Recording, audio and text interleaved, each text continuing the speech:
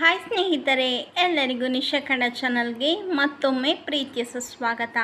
ಇವತ್ತಿನ ವಿಡಿಯೋದಲ್ಲಿ ಕಡಲೆಬೇಳೆ ವಡೆ ಯಾವ ರೀತಿ ಮಾಡೋದು ಅಂತ ಈ ವಿಡಿಯೋದಲ್ಲಿ ತಿಳಿಸ್ಕೊಡ್ತಾ ಇದ್ದೀನಿ. ಈ ವಿಡಿಯೋ ನಿಮಗೆ ಇಷ್ಟವಾದರೆ ಲೈಕ್ ಮಾಡಿ, ಶೇರ್ ಮಾಡಿ. ನನ್ನ ಚಾನಲ್ನ ಇನ್ನೂ ಸಬ್ಸ್ಕ್ರೈಬ್ ಆಗಿಲ್ಲದಿದ್ದರೆ ಈಗಲೇ ಹೋಗಿ ಸಬ್ಸ್ಕ್ರೈಬ್ ಆಗಿ, ಪಕ್ಕದಲ್ಲಿ ಕಾಣೋ ಬೆಲ್ ಬಟನ್ನ ಟಚ್ ಮಾಡಿ. ಈ ರೀತಿ ಮೊದಲು ನಾನಿಲ್ಲಿ 1 ಕಪ್ ಆಗುವಷ್ಟು ಕಡಲೆಬೇಳೆನ ಫಸ್ಟ್ ನೆನೆಸಿಟ್ಟಿದ್ದೀನಿ. ನೋಡಬಹುದು ಚೆನ್ನಾಗಿ ನೆಂದಿದೆ. ನಾನಿಲ್ಲಿ 2 ಗಂಟೆಗಳ ಕಾಲ ನೆನೆಸಿಟ್ಟಿದ್ದೀನಿ. ನೀವು ಬೇಕಾದರೆ 4 ಗಂಟೆಗಳ ಕಾಲ ಬೇಕಾದರೆ ಕಡಲೆಬೇಳೆನ ನೆನೆಸ್ಬೋದು. ಚೆನ್ನಾಗಿ ನೆಂದ ನಂತರ ಕಡಲೆಬೇಳೆನ ಮತ್ತೆ ತೊಳೆದುಬಿಟ್ಟು ಕಡಲೆಬೇಳೆಯಲ್ಲಿರುವ ನೀರನ್ನೆಲ್ಲ ಸೋಸ್ಕೊಳ್ಬೇಕಾಗುತ್ತೆ. ಈಗ ಇದಕ್ಕೆ ಮಸಾಲೆ ರೆಡಿ ಮಾಡ್ಕೊಳ್ಬೇಕು. ಈ ರೀತಿ ಮಿಕ್ಸಿ ಜಾರಿಗೆ ನಾನು 3 ರಿಂದ 4 ಹಸಿಮೆಣಸಿನ್ಕಾಯಿ, 2 ಒಣಮೆಣಸಿನ್ಕಾಯಿ, ಅರ್ಧ ಇಂಚು ಶುಂಠಿನ ಚಿಕ್ಕದಾಗಿ ಕಟ್ ಮಾಡಿರೋದು ಈ ಮಿಕ್ಸಿ ಜಾರಿಗೆ ಸೇರಿಸ್ಕೊಳ್ತಾ ಇದ್ದೀನಿ. ನಂತರ 1 ಮೀಡಿಯಮ್ ಸೈಜ್ ಈರುಳ್ಳಿ ಚಿಕ್ಕದಾಗಿ ಕಟ್ ಮಾಡಿರೋದು ಸಹ ಸೇರಿಸ್ಕೊಳ್ತಾ ಇದ್ದೀನಿ. ಈಗ ಇದಕ್ಕೆ ಅರ್ಧ ಟೀ ಸ್ಪೂನ್ ಆಗುವಷ್ಟು ಜೀರಿಗೆ ಕಾಳನ್ನು ಸಹ ಸೇರಿಸ್ಕೊಳ್ತಾ ಇದ್ದೀನಿ. ನಂತರ ಈ ಮಿಕ್ಸಿ ಜಾರಿಗೆ ಸ್ವಲ್ಪ ಕರ್ಬೇವಿನ ಸೊಪ್ಪು, ಸ್ವಲ್ಪ ಪುದೀನ ಸೊಪ್ಪು, ಸ್ವಲ್ಪ ಕೊತ್ತಂಬರಿ ಸೊಪ್ಪು ಚಿಕ್ಕದಾಗಿ ಕಟ್ ಮಾಡಿರೋದು ಈ ಮಿಕ್ಸಿ ಜಾರಿಗೆ ಸೇರಿಸ್ಕೊಳ್ತಾ ಇದ್ದೀನಿ.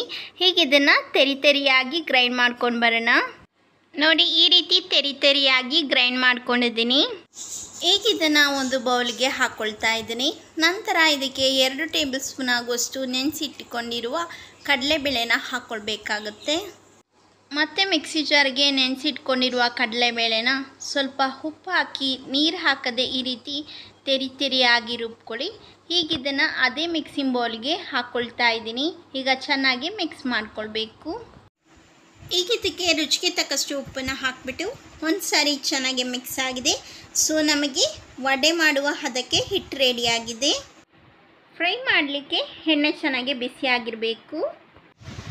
ಈಗ ನಿಮಗೆ ಯಾವ ಸೈಜಿಗೆ ವಡೆ ಬೇಕು ಅಷ್ಟು ಹಿಟ್ಟನ್ನು ತಗೊಂಡು ರೌಂಡಾಗಿ ಮಾಡಿಕೊಂಡು ಈ ರೀತಿ ವಡೆ ಶೇಪ್ಗೆ ಕೈಯಿಂದ ತಟ್ಕೊಳ್ಬೇಕು. ಗ್ಯಾಸನ್ನ ಈಗ ಮೀಡಿಯಮ್ ಫ್ಲೇಮಲ್ಲಿ ಇಟ್ಕೊಂಡು ಈ ರೀತಿ ಒಂದೊಂದಾಗಿ ವಡೆನ ಎಣ್ಣೆಗೆ ಹಾಕ್ಕೊಳ್ಬೇಕು.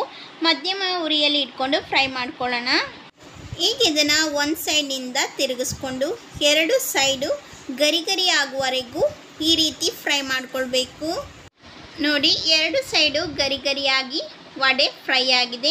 ಈಗ ಇದನ್ನು ಎಣ್ಣೆಯಿಂದ ತೆಗೆದುಬಿಟ್ಟು ಒಂದು ಪ್ಲೇಟಿಗೆ ಇಟ್ಕೊಳ್ತಾ ಇದ್ದೀನಿ.